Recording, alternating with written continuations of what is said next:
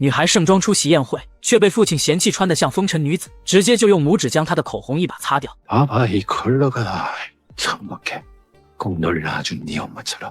并且紧接着他还用手使劲把女孩的裙子往上提，让她在3分钟之内立马换掉。等父亲走后，女孩就直接把上半身的裙子扔了，转而来到一个阴凉处缓和一下情绪。然而好巧不巧，这里恰好也站着个男生，只一眼，男生就被面前女孩这清新脱俗的美貌所深深吸引，以至于随后忍不住的上前进行了搭讪。 알바 왔거든요. 저기 피아노 연주하러.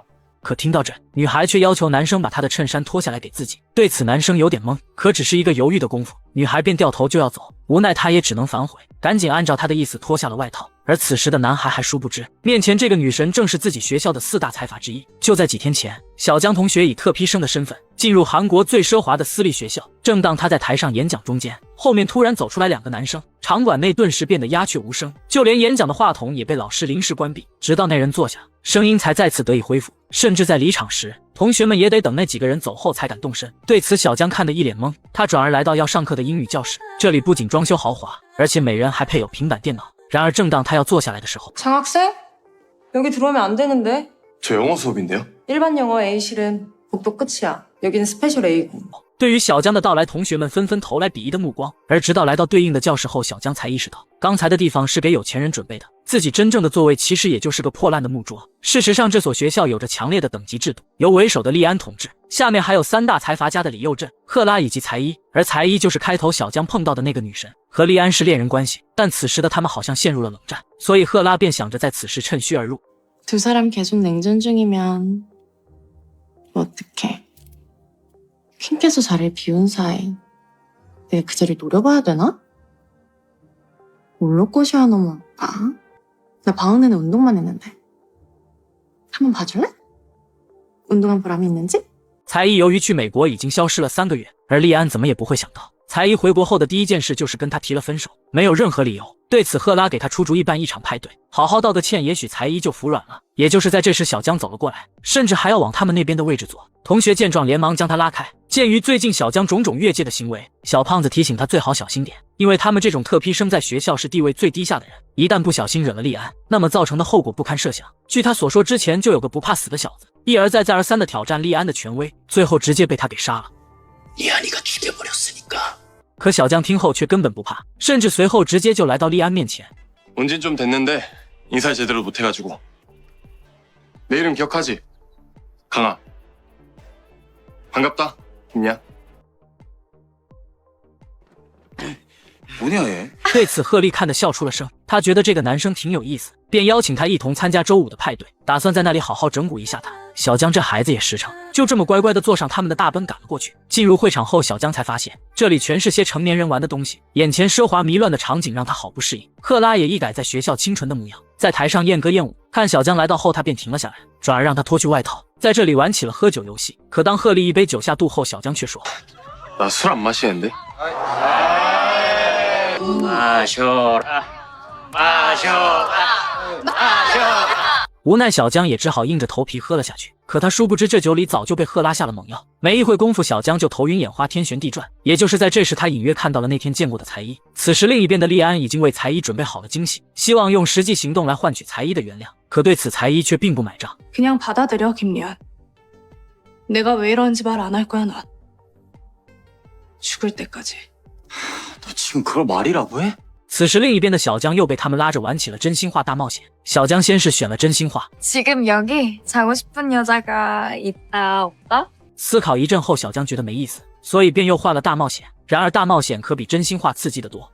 여기 있는 여자 중 하나랑 3분간 티키스. 디키스.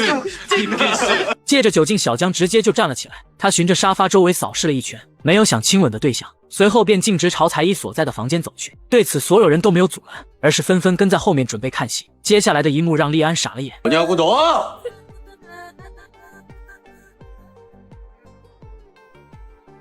小江竟直接亲在了才一的嘴唇上，而事实上小江也并不傻，之前被利安弄死的那个人其实就是他哥哥，现在他要做的是一场精心策划的复仇。这是我第一次从电视剧里真切感受到韩国财阀的奢靡，家里数百名女仆每天贴身服务，出门从来都是标配劳斯莱斯，主人回来时全体出门迎接，各个鞠躬最少都得90度，豪车多到整个院子都放不下，每天都可以随机挑选一辆出去兜风。但即便是这样的生活，少爷利安依旧感到闷闷不乐，只因几天前有个穷学生竟当着他的面强吻了自己的女朋友。 내 앞에서 그런 짓까지 한 이유가 뭐야? 헤어지자 친구로 남자. 내 감정 충분히 얘기했어. 그러니까 내가 누굴 좋아하든 그래서 뭘 하든 너랑은 상관없는 일이고. 수단, 방법 안 가리고 뭐든 해볼 생각이야. 너가 제자리로 좀 돌아올 때까지. 利安把才一和他分手的事全算在了小江头上，而他的报复也从此刻正式开始。很快，几个混混就来到小江班里，劝告所有人以后都不准和他有任何来往。可听到这的小江却突然笑出了声，似乎根本不惧财阀的示威，甚至在放学后还再次追上才一，对那天发生的事道了歉。但对此才一只是劝他 자퇴해. 사퇴?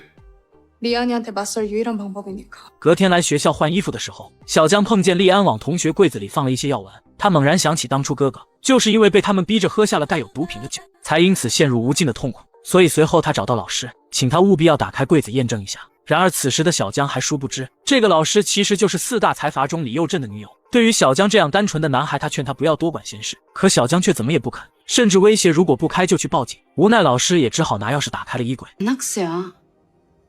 이 약 우울증 치료제라고. 네가 평범한 학교에서 와서 잘 모르겠지만 여기 애들 이게 필요할 만큼 중압감이 심해. 못 믿겠으면 병원이든 경찰서든 가져가서 확인해봐. 原来这只是歇治抑郁症的药物，小江也只好暂时作罢。很快到了学校的课外学习月，他们将在野外展开为期7天的课外学习。同学们纷纷猜测小江肯定要在这里遭到利安的报复，而此时的利安正和才一坐在一起，他们依旧没有和好。才一甚至1秒钟都不想和他多待，但却被利安一把抓住。 앉아. 친구는 하겠다며. 그럼 불편해하고 피할 이유 딱히 없잖아. 무슨 짓을 할지 모르겠다며. 불편할 이유 충분하지? 而等才一走后，贺丽过来给利安出起了主意，说如果自己和他假装谈恋爱，才一大概率就会因为吃醋重新回来。然而另一边的才一刚出来，就跟小江碰到了一起。才一想去买烟，直接就坐到了他的后座，而这一幕也正好被路过的利安看到。 맞네. 장학생이랑 제이. 利安在这边怒火中烧，而小江则是载着美丽的才一，行驶在树林里，尽情地吹着海风。只是到了商店的时候，不巧下了雨。此时正好一个小狗跑了过来，才一瞬间被小狗萌萌的外表所吸引，也终于露出些久违的笑容。 예쁘다. 뭐? 웃으니까 예쁘다고. 听到这才一感到气氛有些暧昧，所以便赶紧着急的要顶着雨回家。小江连忙追了出去，并且还暖心的将自己的外套披在才一身上。等他们走回来的时候，雨已经停了，可衣服也被淋得湿透透的。对此，才一让小江来自己别墅烘干衣服再走。小江同意了，而他们殊不知这一幕却正好被老师看在眼里。在等待衣服烘干的这段时间里，小江几度困到就要睡着。起初才一还故意将他叫醒，可随后在等小江靠过来时，才一竟没有再去声张。 기분 안 나빴어. 나도.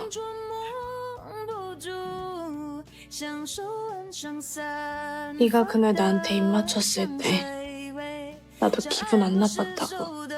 说到这，气氛开始逐渐变得暧昧起来。小江也顺势起身，一边目光注视着才一，一边靠他靠得越来越近。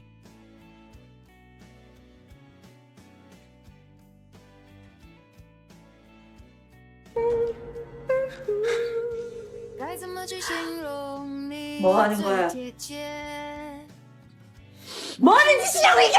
利安终究还是带着校长赶了过来，而小江也因此被学校勒令退学。然而才一显然已经做足了跟利安对抗到底的决心，所以就在校领导要敲定结果的那一刻，他突然冲进来，说小江不是擅自闯入，而是经过了他的允许。由于才一的父亲也是一方财阀，校长没敢阻拦，只能眼睁睁看着才一将小江带出去，但却恰好跟利安撞个满怀。利安警告小江，如果再这样，就真的要对他不客气。然而才一却霸气的回怼道： 앞으로 강아 건드리지 마. 뭐? 얘 좋아해, 내가. 그러니까 더는 강아 건드리지 마. 서. 감당할 수 있는 행동만 해. 나 정재희야. 听到这，利安都懵了，事情已经发展到不可控制的地步，他对小江的惩罚也必将在不久的将来正式展开。而与此同时，才一看着小江手上的鱼手链，脑海中突然想起一个熟悉的面孔，他似乎猜到了小江真正的身份。 여기 온 목적이 뭐야, 너?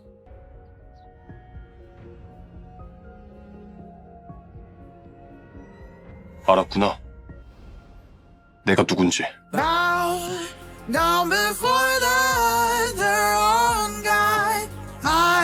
穷学生意外爱上顶级财阀之女，隔天就享受到了大宾利车接车送的快感。他们将穷学生的自行车绑在车尾，小江则是一脸享受的和女神坐在车里，嘴角都快扬上天了。而等他们到了学校后，同学们纷纷都不可思议的驻足观望，小江更是直接大胆的牵起才艺的手。빨리가자수업늦겠다这一幕让校长都看得目瞪口呆，但由于才艺的父亲是顶级财阀，他也不敢多说什么。 왜요? 무슨 문제라도 있나요? 아니요. 문제 있을 게 뭐 있나요? 而且这还没完，接着才艺竟将小江带到了财阀三人组面前，直接要让小江体验和他们一样的 VIP 待遇，丝毫不把还喜欢着他的财阀前男友放在眼里。看他们有点不高兴，才艺也根本不惯着。 수업료 일정 전부 다 정리 끝냈어. 그래도 니들이 정 싫다 그럼 강아랑 내 클래스는 따로 만들고. 听到这，他们也不好再说什么。但此时利安的愤怒程度已经到达顶峰。随后在打开衣柜后，小江发现一张纸条，上面写着不要再去激怒利安，因为将人害的死就是从跟才艺的靠近才开始的。紧张下，纸条不小心掉在了地上，然而利安却正好从后面经过，看到了上面的内容。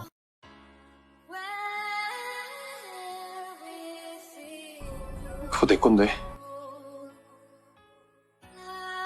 回想起当初哥哥死时的惨状，现在小江也有点害怕，但为了完成复仇，他知道自己不能退缩。今天有学校的橄榄球赛，才艺正好也来看比赛，路过时和利安对视了一眼，随后便头也不回的走了。利安越看越生气，所以为了让他吃醋，在赢球后直接就向贺丽吻了过去。但事实上，才艺在看到这一幕后根本不屑一顾。而此时另一边的小江又收到了提醒他小心的短信。小江好奇对方的身份，所以便约他出来见面。原来放纸条的人是班里的班长，他曾经就是小江哥哥最好的朋友。碍于学校财阀们的威严，他不敢太过明显，所以也只能偷偷的去帮助小江。他劝小江不要再去招惹利安，可小江却说他来这的目的就是调查出哥哥死亡的真相，并且还大胆的提出想得到利安储物柜的密码，看看里面有没有一些见不得人的东西。然而此时的小江还殊不知，这一切都被一旁的一个眼镜哥听到。到了晚上的时候，才艺回到家，父亲突然通知他之后要见一个财阀家的儿子。为了公司的利益，他早在才艺出生前就定好了这门娃娃亲，才艺无论如何都不能拒绝。对此，才艺感到一阵恍惚，所以也只能在隔天狠心的对小江说道：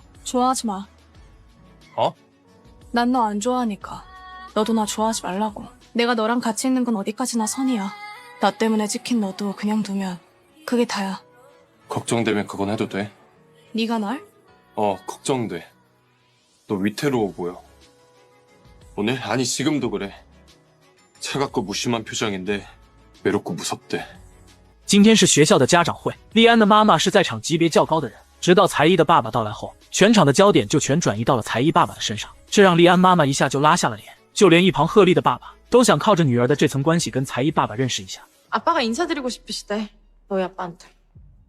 드릴 말씀도 좀 있으시대고. 오랜만이네, 제이. 정 회장님 오셨대서 인사드릴까 하는데 우리 헤라랑 제이랑 이렇게 가까이 지내는 베프인데 제대로 인사 한 번 못 드린 것 같아서. 바쁘세요. 인사 전해드릴게요. 没想到才艺竟不给鹤丽一点面子，直接就当面拒绝了。而随后再来到会场后，一些高端名流开始撮合起才艺和利安的关系，但才艺的爸爸已经给女儿准备好了结婚的人选，所以便直接回怼道： 두 기업이 가진 비전이 많이 다르죠. 뭐 특히나 성장 가능성을 고려하면 저희 제휴그룹이 정책에 접어든 주신하고 결합할 이유가 있을까요? 이거 제가 괜한 얘기를 꺼내서 실례를 한 것 같습니다. 然而此时一旁的赫拉越看越生气，冲动下竟直接上前跟才艺爸爸搭话，说小江其实才是才艺真正的男朋友。 제이 남자친구예요? 주신을 잘 아는 장학생. You don't know who likes me more. We don't know 뭐해? who's 인사드려 강아야.